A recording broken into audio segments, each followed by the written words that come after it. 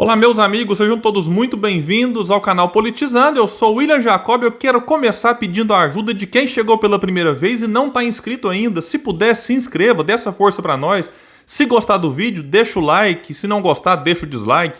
Comente alguma coisa, o que você está achando das eleições para 2022, dessas pesquisas, enfim. Todo engajamento é muito importante para que o nosso trabalho chegue em outras pessoas.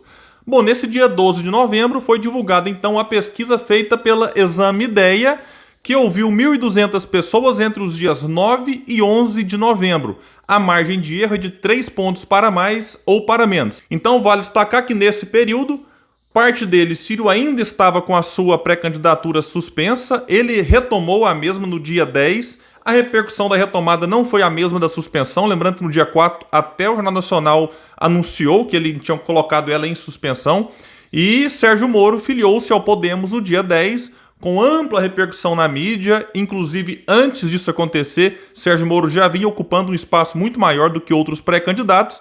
Então essa pesquisa ela vem mais ou menos no furacão de tudo isso que aconteceu nos últimos dias. E para começar, vamos trazer o cenário de primeiro turno, muito amplo, com vários candidatos. Alguns deles aqui eu vou explicar depois, eu acho que eles vão acabar desistindo, mas vamos lá. Lula aparece liderando com 35% dos votos, seguido de Bolsonaro com 25%. Ciro Gomes aparece em terceiro com 7 pontos. Sérgio Moro aparece em quarto com 5. João Dória aparece com 2, Eduardo Leite 2, Mandetta 1, Alessandro Vieira 1, Rodrigo Pacheco 1, Cabo Daciolo 1, Simone Tebet e Felipe Dávila não pontuaram. Branco, nulo e não votaria em ninguém, 8%, não sabem, 12%. E aí o Instituto também fez alguns levantamentos em cenários mais reduzidos. Em todos eles nós temos Lula, Bolsonaro e Ciro Gomes nessa ordem, e eles vão trocando o quarto nome para ver se algum deles, enfim, consegue pegar uma maior fatia do eleitorado. Bom, vamos ver então o que esses cenários nos mostram. Lula, 40, Bolsonaro, 28, Ciro, 11, João Dória, 5. A gente tem 16% entre não sabe, não respondeu, branco, nulo. Num outro cenário, sai João Dória, entra Sérgio Moro. Não muda muita coisa. Lula lidera com 39, cai um pontinho. Bolsonaro também cai um ponto, vai para 27. O Ciro também cai um, vai para 10. E o Sérgio Moro fica com 9. 16% também não sabe, não responderam, nulo, branco. Num outro cenário, sai Sérgio Moro, entra Eduardo Leite. Lula mantém os 39, Bolsonaro 28, Ciro 10, Eduardo Leite 6. 18% não sabe, não respondeu.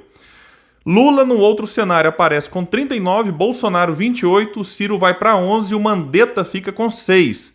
16% meio que perdidos aqui. No outro cenário, agora com Rodrigo Pacheco, Lula 40, Bolsonaro 28, Ciro Gomes 12%, Rodrigo Pacheco 2%. E tem 18% nesses votos que eu chamo de votos, por enquanto, perdidos. Eu quero ver como que a imprensa, formadores de opinião vão repercutir o fato do Ciro Gomes aparecer em todos os cenários em terceiro lugar. Porque no dia 10 saiu uma pesquisa da Genial Quest com o Sérgio Moro um ponto na frente do Ciro, que, nossa, o mundo desabou. Como se o Sérgio Moro já tivesse sido eleito, enfim. Colocaram o Ciro como se tivesse já eliminado. Foi realmente uma repercussão muito grande, porque veio naquela confusão toda do Moro filiado ao Podemos, todo mundo falando dele. E aí pronto, Sérgio Moro mesmo, um ponto na frente do Ciro, já virou candidato para derrotar Lula em 2022. Aí já sai essa pesquisa, nessa farra das pesquisas, cada uma traz uma coisa, nessa Ciro Gomes em terceiro em todos os cenários. E fazendo aqui uma análise do piso e do teto de cada candidato, ou seja, o que ele aparece com menor percentual e com maior, Lula vai de 35 a 40, o teto do Lula está cada vez mais baixo. Bolsonaro vai de 25 a 28, oscila só 3 pontos, independente do cenário. Ciro Gomes oscila de 7 a 12. Sérgio Moro de 5 a 10. Eduardo Leite de 2 a 6 e João Dória de 2 a 5. Para o segundo turno, nós temos vários cenários. Lula venceria todos os candidatos, mas vamos ver quem então que tem a menor diferença para ele. Ele venceria Dória 50 a 22, 28 pontos de diferença. Venceria Eduardo Leite 48 a 22, diferença de 26. Venceria Sérgio Moro 47 a 25, diferença de 22. Venceria também Bolsonaro 48 a 31, diferença de 17. e ele venceria o Ciro nesse retrato do momento 44-31, diferença de 13. A gente pega do Dória 28 para o Ciro 13, uma diferença muito grande. Então, de todos os candidatos, aquele que é mais competitivo contra Lula é quem? Ciro Gomes. E detalhe, nesse percentual aqui ainda tem 25% em disputa. Um percentual que se assemelha ao que Bolsonaro, por exemplo, aparece no primeiro turno, que é aquele candidato que fala Bolsonaro ou nulo. Mas será mesmo que chegando lá no segundo turno, hipotético, em que ele vê lá Lula liderando, Ciro em segundo, e João Santana, que é um marqueteiro, que é um gênio daquilo que faz, começar a explorar a ideia do tipo, bolsonaristas, né, o seu voto nulo ajuda o Lula. Será que o antipetismo dele não falaria mais alto e, em vez de anular, ele desse um voto, mesmo que crítico em Ciro Gomes, mas que na urna conta como um voto de quem apoia o seu projeto? Eu realmente acho que o Ciro é o candidato com maiores chances de derrotar o Lula, e não digo nem baseado nesses números, é uma questão lógica. O Ciro transita bem na esquerda e tem também simpatia de eleitores da direita, tem uma rejeição menor, vamos falar dela daqui a pouco. Já outros candidatos transitam bem na direita. Alguém imagina Sérgio Moro tendo votos na esquerda? João Dória tendo votos na esquerda? Não. E o Ciro consegue tirar votos na direita. Então esse é um ponto importante para a gente destacar. Outro cenário, Ciro venceria Bolsonaro 36-22, uma diferença menor aqui do que outros institutos trazem, mas é a primeira vez que nesse instituto Ciro aparece vencendo Bolsonaro. Nos outros, a gente tinha ali uma diferença menor a favor do atual presidente. E Bolsonaro venceria Sérgio Moro, mesmo aqui dando um empate técnico, 32-30. É o único candidato que perderia para o Bolsonaro hoje, seria então Sérgio Moro. E aqui vai trazer também votação espontânea, que é quando o Instituto não apresenta nomes. A gente percebe que tem muita gente que não está preocupada com a eleição ainda. E aí, na espontânea, Lula aparece com 25%, Bolsonaro 18%, Ciro 3%, Dória 1%, Sérgio Moro 1%. Nulo, ninguém ou branco 10% e não sabem 44%. E esse percentual ele coincide com outros institutos, o que demonstra o quê? Que o eleitor, quando você não coloca a lista de nomes, ele simplesmente nem sabe o que ele vai responder. Então ele fala primeiro aqui Lula e Bolsonaro, ok, né, natural, o ex-presidente e atual presidente, é o nome que a pessoa lembra com mais facilidade. O Ciro Gomes aparece com 3%, também esteve na última eleição, e 44% simplesmente não responde nenhum nome, o que mostra que dá para mudar muito daqui até 2022. Na rejeição, zero surpresa, Bolsonaro lidera com 44%, seguido de Lula com 37%. Em terceiro lugar na rejeição, João Dória 19%, Sérgio Moro empatado com 19%, e dos candidatos mais conhecidos, Ciro Gomes é quem tem a menor rejeição com 17%, o que é bom para ele, para conseguir voto no eleitorado que, a princípio, não tem simpatia por ele, mas que também não o rejeita. Outros estão abaixo porque também são menos conhecidos, é natural que a rejeição seja menor.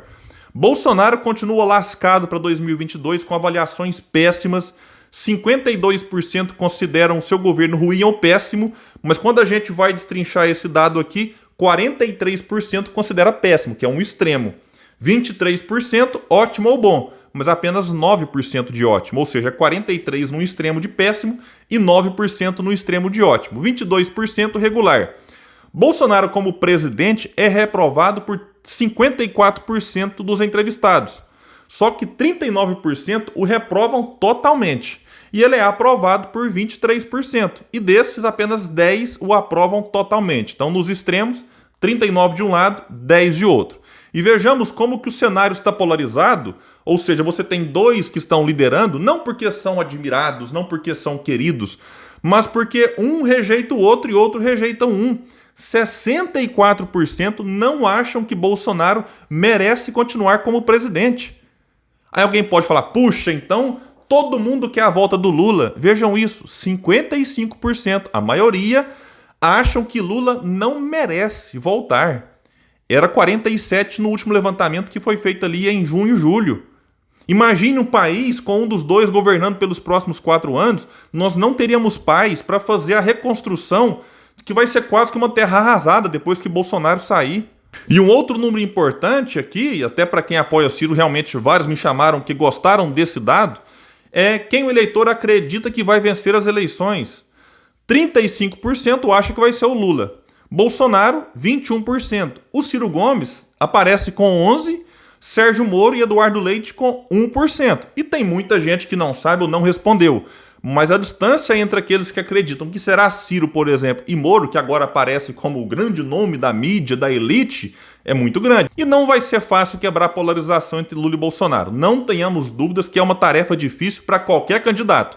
Hoje me parece que desponta os nomes de Ciro Gomes e de Sérgio Moro. E Ciro Gomes tem uma ampla vantagem em vários pontos, eu poderia falar de vários deles, mas eu vou pegar no principal, que é um projeto consistente com aquilo que o Ciro pretende fazer se for eleito, principalmente no campo da economia. Então é um projeto que existe, materializado e que é verbalizado pelo Ciro, pela sua militância e que muita gente começa já a prestar atenção, porque de fato a pauta econômica para 2022 vai ser realmente aquilo que deve ou pelo menos precisa dominar os debates, e nesse ponto Ciro Gomes fala com muita consistência, bem diferente de Sérgio Moro. E sobre Moro, eu concordo com a esposa dele, a Conge, que disse ver Moro e Bolsonaro como uma coisa só. Eu também, Conge, e eu acho que ele vai se arrepender de ter se lançado pré-candidato, porque ele vai sofrer uma fritura nas redes sociais gigantesca, vai apanhar demais dos bolsonaristas virtualmente falando, enfim, então eu acho que a candidatura dele não resiste. Muitos já apostam que ela tem data de validade, que é até abril, mas até lá ele vai se apresentar, não tenhamos dúvidas disso, e que em abril realmente o cenário deve dar uma reduzida, e Sérgio Moro então talvez, digo apenas talvez, passe a fazer uma dobradinha com João Dória. João Dória lançando-se então pré-candidato pelo PSDB, se ele vencer as prévias. Há quem diga que se ele perder ele sai do partido e vai para outro, e aí, enfim, Sérgio Moro tentaria colar essa sua popularidade, transferindo votos para João Dória, entrando como o candidato da elite, o candidato da grande mídia. Vamos ver se isso vai funcionar. Eu também acho que não vai. E aí a dúvida é, para onde vai os votos de Sérgio Moro quando e se ele fizer esse movimento de desistência? Vamos aguardar e observar. Até porque se o Moro cresce em cima do eleitorado de Bolsonaro, esse eleitor, uma vez descolado de ter que defender Bolsonaro nas redes sociais, enfim, em reunião de família, ele pode não voltar para o Bolsonaro e se deslocar para aquele que tem mais chance de derrotar quem? Lula, que nesse momento é o candidato certo para o segundo turno, neste momento. E aí Ciro Gomes, aparecendo nessa e em outras pesquisas como aquele que tem maiores chances de derrotar, pode herdar um eleitor que, repito, não tem simpatia por ele, mas que acaba indo nele pelo antipetismo. Então esse é um movimento que a gente vai ter que observar daqui para frente. O PSDB, muito indefinido, enfim, vamos aguardar e ver qual vai ser a definição das prévias. Outros candidatos, Mandetta, Simone Tebet, Alessandro Vieira, acredito que em breve entrarão para a turma dos desistentes, que já tem vários, como o Huck, Amoedo, Datena. Bom, meus amigos, e mesmo esse cenário trazendo notícias melhores para aqueles que gostam e defendem um projeto nacional de desenvolvimento, eu ainda tenho que reforçar, não é momento para empolgação, até porque a tarefa não será fácil, mas também não é momento para desânimo. Tem muita coisa para acontecer daqui até outubro de 2022, porque é lá sim que a gente vai ter que definir. E até chegar lá, o trabalho tem que continuar, o trabalho formiguinha, o trabalho de base, o trabalho de conscientização das pessoas daquilo que o Brasil realmente precisa. Não podemos ir para outra eleição com o sentimento do pelo menos vamos tirar Bolsonaro, como muitos foram em 2018 com a ideia do pelo menos vamos tirar o PT. De pelo menos em pelo menos o Brasil se afunda. Nós precisamos de um projeto nacional de desenvolvimento que de fato vai atacar os reais problemas do país, que faz com que pessoas agora tentem comprar osso de primeira ou de segunda. É inacreditável. Por isso, vamos ter calma, vamos ter cautela, vamos ter paciência e vamos fazer a nossa parte. Bom, meus amigos, então eu fico por aqui. Um abraço e até o próximo vídeo no canal Politizando.